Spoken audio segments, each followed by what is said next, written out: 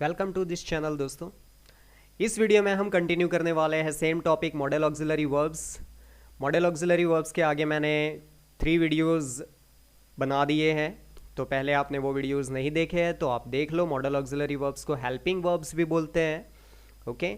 और वो principal verbs के साथ में उसका यूज़ होता है सिंपल सेंटेंसेस में, एफर्मेटिव, नेगेटिव, इंट्रोगेटिव, WH, कोई भी सेंटेंसेस में आप उसको यूज़ कर सकते हो, ठीक है। और वो हर एक टाइप के सेंटेंसेस को बनाने में, राइटिंग सेक्शन में और स्पीकिंग में हम मॉडल ऑक्सिलरी का यूज़ करते हैं, और वो बहुत ही इंपॉर्टेंट है उसको समझना। तो हमने फर्स्ट वीडियो में शैल विल का डिस्कस किया था, सेकंड वीडियो में हमने शुड वुड को डिस्कस किया था, थर्ड वीडियो में हमने कैन और कुड डिस्कस किया है, और इस वीडियो में हम डिस्कस करने वाले हैं मे, माइट एंड मस्ट। तो इस वीडियो को अच्छे से एंड तक देखना है आपको और प्रैक्टिस करनी है। I am sure you will learn this topic very well. So let us begin with may. तो here first of all we will begin with may. May के साथ में हम स्टार्ट करेंगे। तो मे है वो, it is one of the model auxiliary verbs, ठीक है। तो उसका फर्स्ट यूज़ यहाँ पर हम देख रहे हैं। तो फर्स्ट यूज़ क्या है उसका? मे इज़ यूज्ड टू गिव और टेक परमिशन। परमिशन देने के लिए, परमिशन लेने के लिए हम मे का यूज़ करते हैं। तो जनरली शायद ही कोई ऐसा व्यक्ति होगा जिसने मे से सेंटेंस नहीं बनाया होगा जो स्कूल में पढ़ रहा है, क्योंकि जब हम स्कूल में एंटर होते हैं, परमिशन मांगते हैं, तो हम यही एग्जाम्पल, यही सेंटेंस बोलते हैं, मे आई कम इन सर, ओके। तो इस तरह से हम मे का यूज़ करते हैं परमिशन मांगने के लिए, ओके। तो जब हम इसका आंसर देते हैं तो आंसर में भी मे यूज़ होता है कि अगर जब हम किसी की परमिशन मांगते हैं कि मे आई कम इन सर, तो जो सामने वाला इंसान होगा ये वो आंसर में भी ये मे का यूज़ करेगा परमिशन देने के लिए कि यस यू मे कम इन, कि हाँ आप अंदर आ सकते हो, ठीक है। सेकंड एग्जाम्पल है मे आई गो होम नाउ, क्या मैं घर जा सकता हूँ? तो ये भी परमिशन है। तो yes you may go home now, आप जा सकते हो। तो परमिशन देने के लिए, परमिशन लेने के लिए हम मे का यूज़ करते हैं। आपने आगे भी देखा होगा, परमिशन के लिए हमने कैन को भी देखा है, तो आप कैन भी यूज़ कर सकते हो, मे भी यूज़ कर सकते हो, ओके। तो दोनों ही करेक्ट है। अगर एग्ज़ाम में इस तरह की ब्लैंक्स आती है और जस्ट सपोज़ कि परमिशन के लिए ब्लैंक्स आई, तो ये याद रखना है कि कभी भी मे और कैन एक साथ में यूज़ नहीं होगा, एक साथ में ऑप्शन में आपको नहीं दिया जाएगा।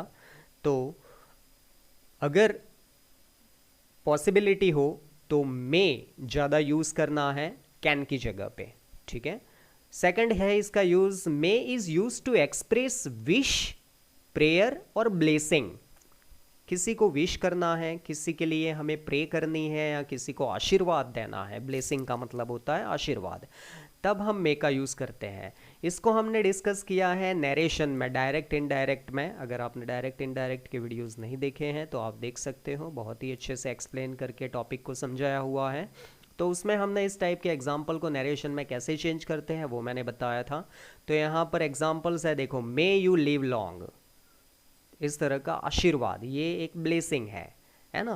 प्रे भी है, किसी के लिए हम प्रे करते हैं या किसी को आशीर्वाद भी देते हैं, कोई पेरेंट्स हमें देते हैं कि आप बहुत साल जियो, ठीक है। मे यू लिव लॉन्ग, ठीक है, ये भी ब्लेसिंग का सेंटेंस है। मे गॉड ब्लेस यू, भगवान आपकी कृपा करे, आप पे कृपा रखे, तो ये भी एक ब्लेसिंग है। तो सेंटेंस में जब हम मे यूज़ करते हैं तो वो सेंटेंस की शुरुआत में यूज़ होता है। याद रखना है कि सेंटेंस में शुरुआत में यूज़ है, लेकिन पीछे क्वेश्चन मार्क नहीं आएगा, क्योंकि ये सेंटेंस डिफरेंट टाइप का है, ये विश, प्रेयर और ब्लेसिंग का है। तो इसीलिए पीछे क्वेश्चन मार्क नहीं करना है, ये एक्सक्लेमेटरी मार्क करते हैं हम पर्टिकुलरली इस टाइप के सेंटेंसेस में, विश, प्रेयर और ब्लेसिंग के। थर्ड एग्जाम्पल आप देख सकते हो यहाँ पर, may you have the best of luck. हम जनरली शॉर्ट वर्ड यूज़ करते हैं बेस्ट ऑफ लक, लेकिन ये फुल सेंटेंस है बेस्ट ऑफ लक का, may you have the best of luck. तो इस तरह से विश, प्रेयर और ब्लेसिंग के लिए हम मे का यूज़ करते हैं। So this is the second use. Now here we can see the third use of may. May का थर्ड यूज है, may is use to express possibility और अनसर्टेनिटी। पॉसिबिलिटी मतलब संभावना, जिसमें हम कैन का यूज सीख चुके हैं ऊपर। ओके, लास्ट वीडियो में हमने कैन का यूज देख लिया था, जिसमें कैन का यूज पॉसिबिलिटी के लिए भी यूज होता था, और साथ साथ में ये अनसर्टेनिटी। अनसर्टेनिटी का मीनिंग होता है अनिश्चितता, कोई बात, कोई चीज़ कंफर्म ना हो, पक्की ना हो, है ना। पॉसिबिलिटी हो लेकिन वो कंप्लीट पॉसिबिलिटी नहीं हो कि ऐसा ही होगा, हो भी सकता है, नहीं भी हो सकता है। तो ऐसे सेंटेंस को दिखाने के लिए हम मे का यूज़ करते हैं। तो the principal may arrive here any moment, principal किसी भी मोमेंट पे यहाँ पर आ सकते हैं। तो आ सकते हैं, नहीं भी आ सकते हैं, मे अराइव और मे नॉट अराइव, ठीक है, ऐसा मीनिंग होगा। तो ये एक अनसर्टेनिटी, पॉसिबिलिटी है लेकिन इसमें अनसर्टेनिटी भी है, कोई श्योरिटी नहीं है। ओके, तब हम इस तरह का सेंटेंस यूज़ करते हैं। इट मे रेन हैवीली, बहुत तेज बारिश हो सकती है। तो यहाँ पर हो भी सकती है और नहीं भी हो सकती है, चांसेस दोनों है। ओके, श्योरिटी नहीं है। Third one is the test may be postponed, test postponed हो सकता है। तो देखो यहाँ हो भी सकता है और नहीं भी हो सकता है। तो देखो आपने ऊपर के दो एग्जाम्पल में देखा होगा कि मे के साथ में अराइव फर्स्ट वर्ब यूज़ हुआ है, मे के साथ में रेन फर्स्ट वर्ब यूज़ हुआ है, लेकिन यहाँ पर postponed second verb use, third verb use हुआ है। क्यों? क्योंकि ये सेंटेंस है वो पैसिव है, इसमें बी आ गया।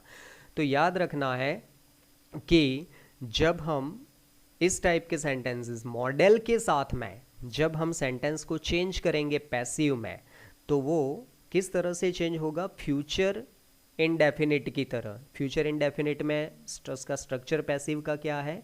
शैल will plus be plus third verb. Object के साथ में शैल विल आता है, बी आता है और थर्ड वर्ब आता है।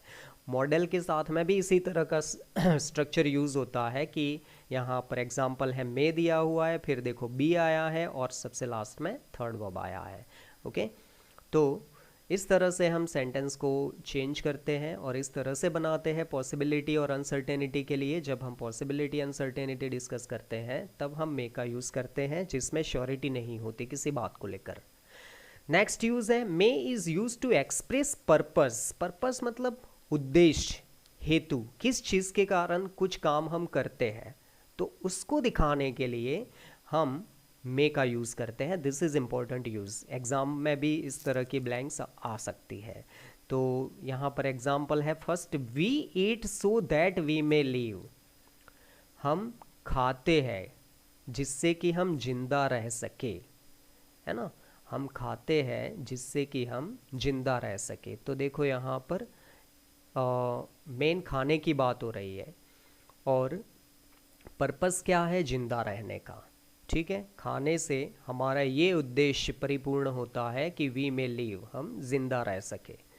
ठीक है, नेक्स्ट है I work hard so that I may gate good marks. मैं कठिन मेहनत करता हूँ जिससे कि मुझे अच्छे मार्क्स मिल सके। तो देखो कठिन मेहनत करने का पर्पस, उद्देश्य है, अच्छे मार्क्स लाने का उद्देश्य है कठिन मेहनत करना। ठीक है, कठिन मेहनत करूँगा तो मेरा ये पर्पस कंप्लीट होगा, फुलफिल होगा कि मुझे अच्छे मार्क्स मिलेंगे। तो यहाँ पर इस तरह से एग्जाम्पल्स हम बना सकते हैं। Okay, I ran fast so that, देखो ये एक एग्जाम्पल है, वैसे तो ये पास्ट में बना है। मैं तेज चलता हूँ, I walk fast so that I may catch the bus, जिससे कि मुझे बस मिल सके। डेली की बात है। तो इस तरह से हम कोई भी सेंटेंस को इस तरह से यूज़ करते हैं। याद रखना है कि उसमें सो दैट का यूज़ होता है पर्पस के सेंटेंस में, और पीछे का सेंटेंस है उसमें हम सब्जेक्ट के साथ में मे यूज़ करते हैं। The last use as you can see, may is used to express past possibility. Past possibility that means किस तरह की पास्ट पॉसिबिलिटी? तो इसके साथ जो पास्ट का सेंटेंस होगा वो फ्यूचर परफेक्ट की तरह होगा, जैसा कि यहाँ पर एग्जाम्पल में दिया हुआ है, ही मे हैव गॉन, वह जा चुका होगा। तो देखो यहाँ पर भी पॉसिबिलिटी है लेकिन श्योरिटी नहीं है कि जा भी सकता है, नहीं भी जा सकता है। वह जा चुका होगा, नहीं भी जा चुका होगा, कोई कंफर्म नहीं है, है ना। You may have known about his fault, आपने उसके फॉल्ट के बारे में, उसकी गलती के बारे में जान लिया होगा। तो जान लिया भी होगा, ज़रूरी नहीं है कि जान लिया हो, शायद नहीं भी जाना हो। तो इस तरह से पास्ट पॉसिबिलिटी में फ्यूचर परफेक्ट के सेंटेंस में हम शैल विल की जगह पर मे का यूज़ करते हैं, और उसके बाद में हैव यूज़ हुआ है और थर्ड वर्ब यूज़ हुआ है। तो इस तरह के एग्जाम्पल में हम मे का यूज़ करते हैं। हमने मे के एग्जाम्पल्स, मे के यूजेस बहुत ही अच्छी तरह से देखें। अब हम आगे बढ़ेंगे, माइट के यूजेस देखेंगे। सबसे पहले आपको ये पता होना चाहिए कि माइट क्या है। तो जिस तरह से कैन का पास्ट कुड होता है, विल का वुड होता है, उसी तरह से मे का पास्ट है वो माइट होता है। ठीक है, मे प्रेजेंट फॉर्म है, माइट पास्ट फॉर्म है। तो सबसे पहला हम यूज़ देखेंगे कि मे का पास्ट माइट यूज़ होता है। तो it is use to express something possible in future. Future में कुछ पॉसिबिलिटी है तो उसको शो करने के लिए हम माइट का यूज़ करते हैं। देखो, मे और माइट है एक दूसरे की जगह यूज़ होते हैं, अगर वो पास्ट का सेंटेंस नहीं है तब की बात है। ठीक है, तो the train might be late, train late हो सकती है, तो यहाँ पर मे की जगह पर, माइट की जगह पर मे भी यूज़ कर सकते हैं हम।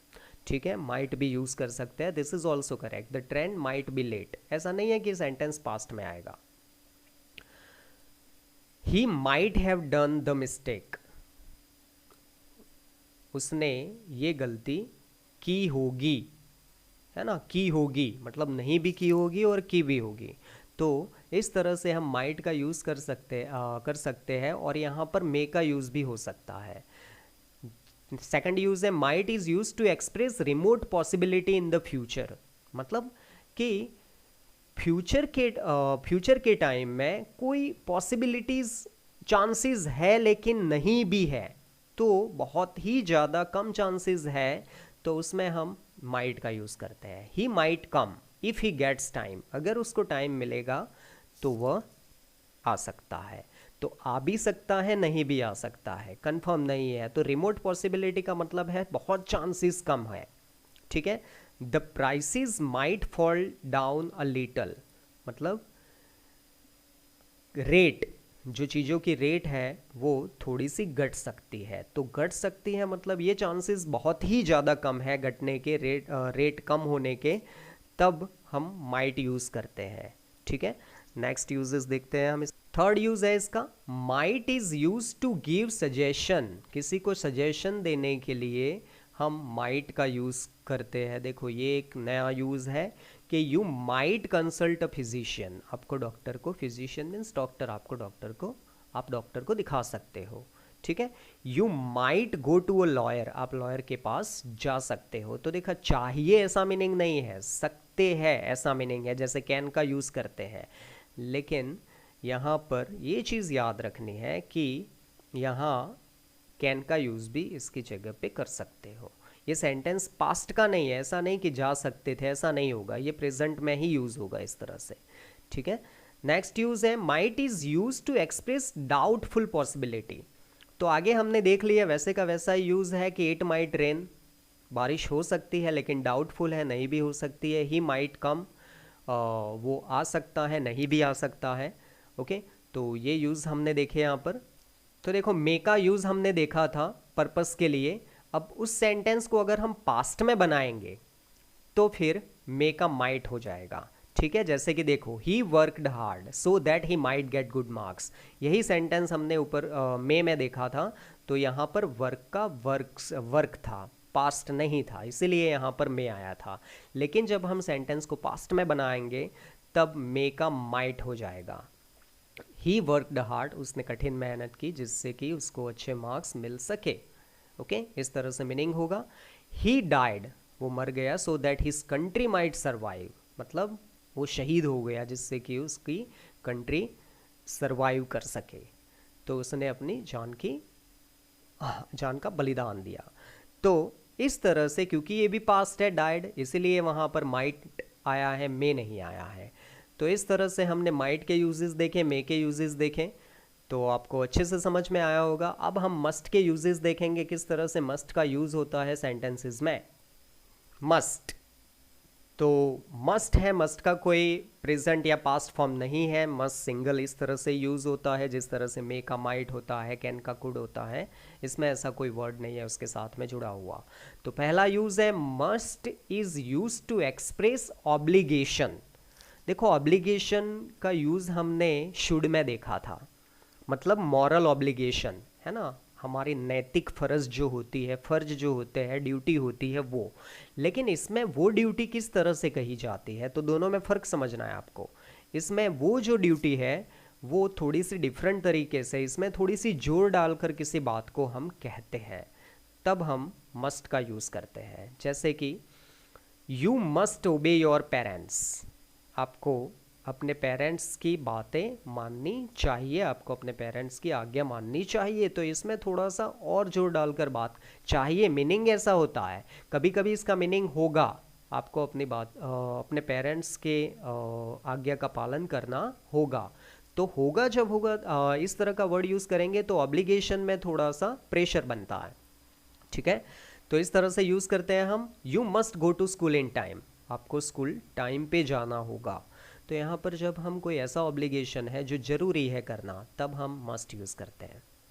सेकंड यूज़ है इसका, it is used to express compulsion. जैसा कि मैंने कहा कि कोई चीज़ कंपलसरी है, ज़रूरी है करना, है ना। जैसे कि ordering someone to do something because it is necessary और इम्पोर्टेंट टू डू सो, कि किसी को हम बात कहते हैं, ऑर्डर करते हैं किसी को किसी चीज़ के लिए क्योंकि वो बहुत ही ज़रूरी है और इम्पोर्टेंट है, तब हम मस्ट का यूज़ करेंगे। तब हम विल, शैल या शुड का यूज़ नहीं करेंगे, याद रखना है। जैसे कि एग्जाम्पल है you must answer all questions, that means आपको सभी क्वेश्चन के आंसर देने होंगे, देने ही होंगे। दैट मीन्स कि ये कंपल्जन हो गया, देने होंगे, ओके। आप मिस नहीं कर सकते, मिस करोगे तो आपको मार्क्स नहीं मिलेंगे, सीधी सी बात है। मतलब कुछ ऐसा करने से अगर आप नहीं करोगे तो नुकसान होगा, तब हम मस्ट का यूज़ करते हैं। You must return by the evening, evening से पहले आपको वापस आ जाना है या वापस आना होगा। इस तरह से सेंटेंस हम यूज़ करते हैं, मस्ट का यूज़ करते हैं जब कोई कंपल्शन की बात हो तब। नेक्स्ट यूज़ है, अब देखो ये यूज़ थोड़ा सा डिफरेंट है, लेकिन इसके सेंटेंसेस भी समझने ज़रूरी है ताकि हम इसके सेंटेंसेस स्पीकिंग में भी यूज़ कर सकें। It is use for saying something is probably true because nothing else seems possible. मतलब कि ऐसी चीज़ कि जो हो ही सकती है, उसके अलावा कुछ भी पॉसिबल नहीं है ना, तब हम मस्ट का यूज़ करते हैं। किस तरह से, एग्जाम्पल से आपको अच्छे से समझ में आएगा। जैसे कि you must be tired after your long journey, आपकी लंबी जर्नी से आप सच में थक गए होंगे। तो सच में थक गए होंगे, देखो ये जो वर्ड है तो मस्ट के साथ में बी यूज़ हुआ है, तो याद रखना है यहाँ पर बी है as a main verb use हुआ है, ये सेंटेंस पैसिव नहीं है, ठीक है, क्योंकि टायर्ड जो है वो एडजेक्टिव है, वर्ब नहीं है। तो आप लंबी जर्नी से थक गए होंगे, तो इस तरह के सेंटेंस में मतलब पॉसिबिलिटी है कि ऐसा ही होगा, है ना, तब हम मस्ट का यूज़ करते हैं। There must be some mistake, कुछ तो गलती होगी ही, कुछ तो गलतियाँ या मिस्टेक्स होगी ही। तो इस तरह के सेंटेंसेस में हम मस्ट बी यूज़ करते हैं। तो मस्ट के साथ में बी यूज़ होता ही है जनरली, ठीक है। हम एक और एग्जांपल में यूज़ करते हैं, जैसे कि वह खाना बना रही होगी, तो शी मस्ट बी कुकिंग। तो कभी कभी इस टाइप के सेंटेंस में हम मस्ट का यूज़ करते हैं। अब जब ये नेगेटिव में यूज़ होता है, मस्ट नॉट या मस्टंट, जब हम इसको शॉर्ट फॉर्म में मस्ट नॉट बोलते हैं, मस्टंट बोलते हैं, मस्ट नॉट का शॉर्ट फॉर्म है, वो प्रोहिबिशन के लिए यूज़ होता है। प्रोहिबिशन का मतलब होता है कि कोई चीज़ नहीं करनी है, बिल्कुल भी मना है, पूरी तरह से मनाही है, तब हम मस्ट नॉट का यूज़ करते हैं। तो उसका मीनिंग होता है prohibition. You must not come here, तुम यहाँ पर नहीं आओगे, मतलब उसके आने की उस जगह पे बिल्कुल भी मनाही है, उसका प्रोहिबिशन है, तब हम मस्ट नॉट यूज़ करेंगे, ठीक है। नेक्स्ट है you must not use the office phone for private calls. आप मतलब प्रोहिबिशन है कि आप यूज़ नहीं कर सकते प्राइवेट कॉल के लिए ऑफिस का फ़ोन, तो ये कम्प्लीटली प्रोहिबिशन है। तो इस टाइप के सेंटेंस में हम मस्ट नॉट का यूज़ करते हैं, okay. You must not use या you must not come here. Next use है, it is use to give emphatic advice. Emphatic advice that means कि किसी को हम एडवाइस तो दे रहे हैं, लेकिन वो एडवाइस कैसी है, बहुत ही कंपलसरी है, मतलब जरूरी है, और वो अगर एडवाइस नहीं लेगा वो इंसान तो उसको बहुत नुकसान हो सकता है। ठीक है, जैसे कि फर्स्ट एग्जांपल है, she must consult a doctor at once. उसको जल्दी से डॉक्टर को दिखाना होगा, नहीं दिखाएगी तो वो ज़्यादा बीमार हो सकती है। तो इस तरह से एम्फेटिक एडवाइस कहा जाता है कि अगर वो नहीं दिखाएगी तो उसको नुकसान होगा, वो ज़्यादा बीमार हो सकती है, like that. Okay, you must work hard if you want to get good marks. आपको अगर अच्छे मार्क्स लाने हैं तो आपको कठिन मेहनत करनी ही पड़ेगी या करनी ही होगी। तो ये एम्फेटिक एडवाइस है कि अगर किसी को अच्छे मार्क्स लाने हैं तो उसको मेहनत करनी पड़ेगी ज़्यादा। तो यहाँ पर हमने 3 वर्ड्स देखे हैं अच्छे से। मॉडल ऑक्सिलरी वर्ब्स में देखा, माइट यूज़ किया, और मस्ट के भी यूजेस हमने अच्छे से देखे। जितनी प्रैक्टिस आप करोगे इस एग्जांपल्स की, उतना आपके लिए फ़ायदा होगा और उतने सेंटेंसेस आप खुद बना पाओगे, आप अपनी लैंग्वेज में भी, स्पीकिंग में भी यूज़ कर पाओगे। क्योंकि जब हम सेंटेंसेस सोचते हैं कुछ, तब हम ये सोचते हैं कि भाई इस सेंटेंस में क्या यूज़ होगा, किस तरह से यूज़ होगा। तो ये पूरा ही बेनिफिशियल है आपके लिए। अगर अच्छे से मेहनत करते हो तो आपकी राइटिंग सेक्शन, आपका स्पीकिंग सेक्शन दोनों ही बहुत ही ज़्यादा इम्प्रूव हो सकता है। मैं वीडियो हमेशा डिटेल में इसीलिए बनाता हूँ ताकि अच्छे से समझ में आए और आप कोई टॉपिक का कोई भी एक छोटा सा हिस्सा भी ना छूटे। सो आई होप कि आपको ये वीडियो अच्छा लगा होगा। अगर अच्छा लगा है तो जस्ट वीडियो को लाइक कर सकते हो, शेयर कर सकते हो, ताकि आपके फ्रेंड्स भी इसको अच्छे से सीख सकते हैं टॉपिक को। ओके, और मॉडल ऑक्सिलरी वर्ब्स बचे हुए हैं, उसके ऊपर भी हम वीडियो जल्दी से बनाएंगे और जल्दी से मिलेंगे। Till then take care, thank you very much, जय हिंद।